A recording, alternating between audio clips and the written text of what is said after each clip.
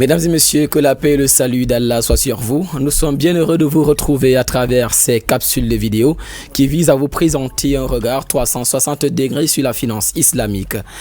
Pendant la dernière décade du mois de Ramadan 1446 de l'Hégire, vous le savez très bien, c'était au mois dernier, le mois de mars 2025, nous avons avec CCA Bank pris l'initiative de vous proposer 10 jours pour comprendre la finance islamique, chose qui a porté son fruit, car il faut le dire, depuis le 1er avril 2025, cette banque de proximité a donc bénéficié de la COBAC, l'agrément pour exercer désormais en tant que finance islamique, un service qui vise justement à promouvoir un système de financement éthique et bénéfique à tout un chacun. Et à cet effet, nous revenons avec cette autre introduction d'informations, sinon de programmes pour vous donner d'autres observations. Et l'expert que nous allons recevoir ce jour pour justement mener ce regard à travers la finance islamique, il s'agit d'un consultant islamologue, Cheikh Ousmane Youssouf, à qui nous disons marhaba et assalamu alaikum wa rahmatullahi wa barakatuh. Rahmatullahi wa barakatuh. Comment vous allez, Cheikh? Alhamdulillah. Alors nous allons directement en plein fouet pour vous demander justement, vous en tant qu'expert et observateur social, quelle est votre analyse, votre observation de la société vis-à-vis de la finance islamique, sa présence et son impact dans la société. Wa alaykoum salam wa rahmatullah. Disons que ici au Cameroun, le constat est clair, la finance islamique a été intégré par les banques, si on peut dire comme ça, conventionnelles, les banques traditionnelles, comme un produit de cette finance conventionnelle. Il y a, si on peut le dire ainsi, une confusion manifeste entre ces produits qu'on veut intégrer dans la finance conventionnelle et les produits de la finance islamique, qui repose essentiellement sur la transparence des contrats, l'interdiction de la riba, la justice sociale, le respect de l'éthique islamique. Et c'est une erreur que font ces banques en voulant intégrer ce produit-là dans le cadre de la finance ou bien dans le cadre de la banque conventionnelle. Et c'est ça qui crée un frein en principe. Et c'est pour ça qu'il faut continuer à sensibiliser la population. Il faut former les acteurs de l'économie sur les mécanismes de la finance islamique. Et il faut aussi que les spécialistes s'impliquent dans ceux de la charia bord pour que on puisse se respecter au moins les principes de cette finance-là et faire savoir au public que ce n'est pas les mêmes produits que la finance conventionnelle qui est, elle, à but purement lucratif et avec, comment dirais-je, les intérêts usuraires. Oui, un endettement à l'intérêt. Et dans ce sens, nous apprécions et encourageons ce que fait CCA Bank, déjà durant le mois de Ramadan, comme vous l'avez souligné, et qui continue à travers des émissions comme celle-ci à sensibiliser la population et les potentiels clients qui peuvent s'intéresser à cette finance. Alors, mesdames et messieurs, à présent, nous allons poursuivre ce programme. Mais avant, prenons cette transition pour comprendre l'une des offres de services de la finance islamique par CCA Bank. Il s'agira justement de la Murabaha. Assalamu alaikum wa rahmatullahi wa barakatuh. Bienvenue à l'émission Réussir avec la finance islamique. Aujourd'hui, nous venons vous parler de la finance islamique de CCA Bank.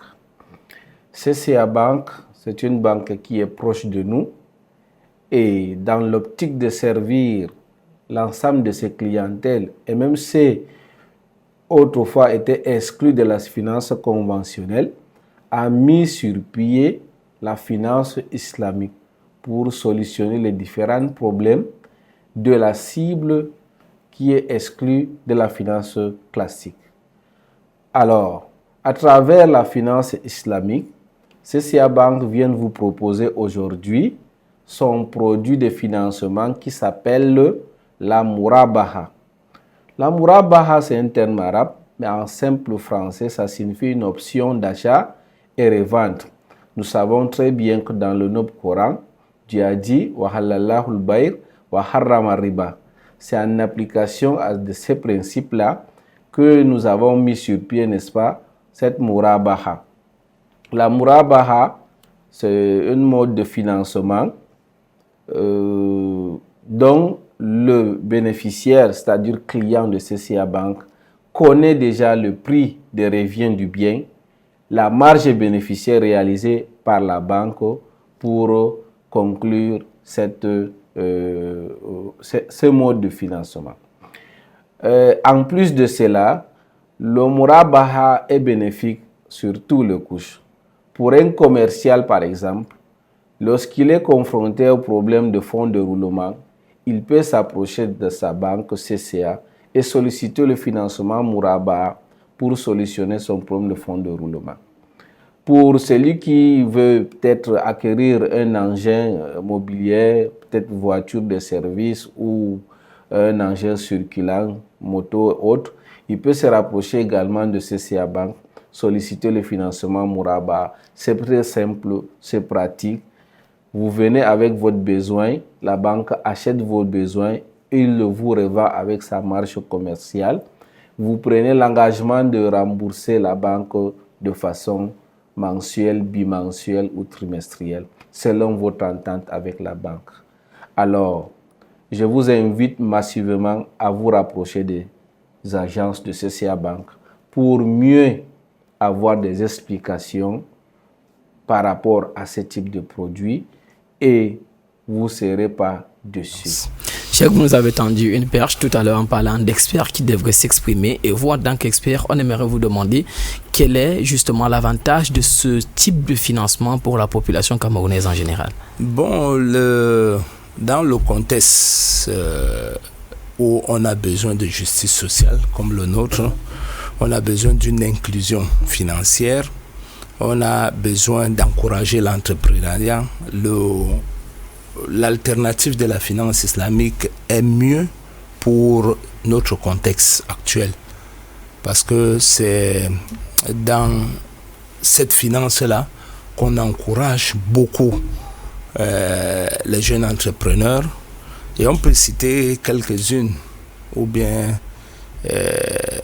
on peut dire les principaux avantages. Par exemple, on peut parler de l'inclusion financière accrue.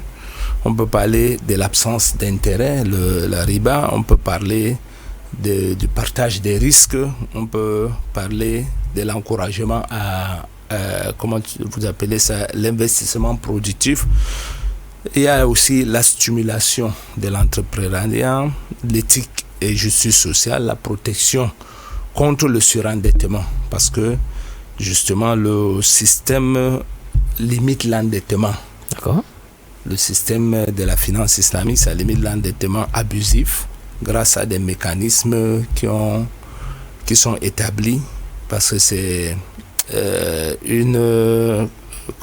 c'est un mécanisme de financement participatif et transparent qui permet à la banque et aux clients de savoir où ils vont ensemble et comment ils vont réussir, et s'il y a des risques, ils vont les partager ensemble. Merci El Hadj Ousmane Youssouf pour ces éclaircies et merci à vous, chers téléspectatrices et téléspectateurs. Nous poursuivons et respirons en tant soit peu avec cette intervention des acteurs de l'économie dans la capitale économique du Cameroun en particulier, qui parle également de cette finance islamique. Bon, la finance islamique, j'ai donc suivi durant le Ramadan via vos canaux, c'est-à-dire comment organiser même l'organisation de finances islamiques dans l'ensemble. Et j'ai été vraiment flatté. Ça va me donner des idées actuellement en tant qu'opérateur économique. Je suis en train de réfléchir comment même peut-être booster ça à mon niveau pour que, c'est-à-dire les usagers de l'âme bénéficient de ce financement-là. Beaucoup de gens ignorent ce financement parce que ils n'ont pas connaissance par rapport à ça. Moi, je me dis qu'une fois, quand ils vont prendre connaissance de ce projet avec ce que vous faites sur le terrain, Je suis sûr que beaucoup de gens vont adhérer et ça sera vraiment un grand coup pour tout le monde. Ce n'est pas seulement les musulmans, mais c'est un truc qui va aider tous les Camerounais, tous les Africains, voire le monde entier. Et merci déjà pour votre dynamisme pour ce chantier-là et nous vous encourageons. J'ai entendu parler de la finance islamique dans les réseaux sociaux, surtout pendant le mois de Ramadan. Et j'ai entendu aussi que la CCA est en train d'ouvrir une fenêtre islamique, ce qui est une bonne chose. Et je pense que nous-mêmes en Afrique, on est très en retard parce que ça a déjà développé en Europe. Et je pense que le retard que nous, les musulmans, on a au Cameroun, c'est la solution à nos problèmes qui est venue. Oui, d'après les prédications, nous avons souvent entendu parler de la finance islamique. Mais c'est aussi tout récemment, pendant la période de Ramadan, sur une des médias des réseaux sociaux, qui est ce média-là, qui s'appelle FES Digital Media, que nous avons été édifiés un peu sur les finances islamiques. Pour nous, en tant qu'artisans qui n'avons pas assez de moyens pour développer nos affaires, c'est une bonne chose. Si jamais ça, en tant que musulman, si ça respecte les lois de la charia qui encadrent la finance islamique. Oui. En tant que banquier, je peux dire que la finance islamique a beaucoup des ouvertures. Et beaucoup de gens ont bénéficié derrière cette finance islamique. Et j'ai eu à aider pas mal de personnes qui ont pu avoir cet accord de la finance islamique. C'est une branche que j'apprécie, qui respecte les normes islamiques. Pour sortir avec vous sur ce point, sur cette émission, vous demandez une fois de plus, à travers la finance islamique, quels sont les défis, quels sont les challenges que devraient relever les systèmes bancaires qui travaillent dans ce système de finance islamique, notamment CCA Bank. Quels sont les défis qui pourraient rencontrer, les challenges à surmonter dans la société camerounaise? Les défis dans le contexte camerounais toujours, parce que dans d'autres contextes, ils ont pu balayer ça. Donc la mise en place et le développement de la finance islamique, il faut relever quelques défis. Et ces défis sont, comme tout à l'heure j'ai parlé, de manque de sensibilisation et de compréhension. Parce qu'il faut amener les gens à comprendre que ce n'est pas... Parce que même les musulmans qui sont face à ce nouveau produit ne comprennent pas bien combien de fois ceux qui ne sont pas musulmans. Et ce n'est pas une finance qui est limitée seulement aux musulmans. Elle est ouverte parce que c'est une finance qui respecte les principes universels, à savoir le respect de l'éthique, la transparence, la justice sociale et autres.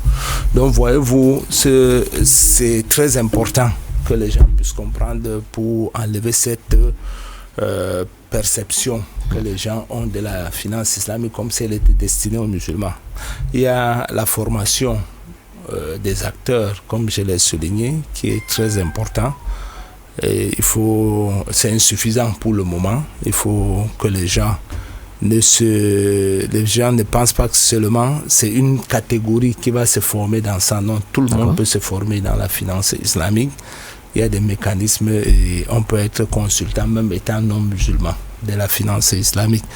Il y a la réglementation et le cadre juridique qui n'est pas très adapté et il faut faire face à ça, voir dans quelle mesure on peut améliorer ça. Et puis aussi la concurrence de la banque conventionnelle qui va toujours être là, elle ne va pas disparaître. L'autre est une alternative. Mais la banque conventionnelle sera toujours là et il faut tenir compte de ça. Et enfin, disons, il faut que les gens diversifient, ou bien c'est ceux qui appliquent cette finance-là diversifient ce produit pour les adapter au contexte camerounais. Il y a cette possibilité-là. Je pense que si on relève ces défis-là, la finance islamique va beaucoup aider les populations, ça va même aider ces banques-là et puis ça va aider notre économie nationale. Merci Eladj, merci à vous mesdames et messieurs de nous avoir suivis dans ce programme qui vous est proposé, regard 360 degrés sur la finance islamique en système produit bancaire qui vous est désormais proposé par CCA Bank. Restez des nôtres à travers nos différentes capsules hebdomadairement. Nous allons aborder un sujet pour vous développer davantage la compréhension de ce système de financement. Restez des nôtres et restez abonnés. Que la paix soit sur vous.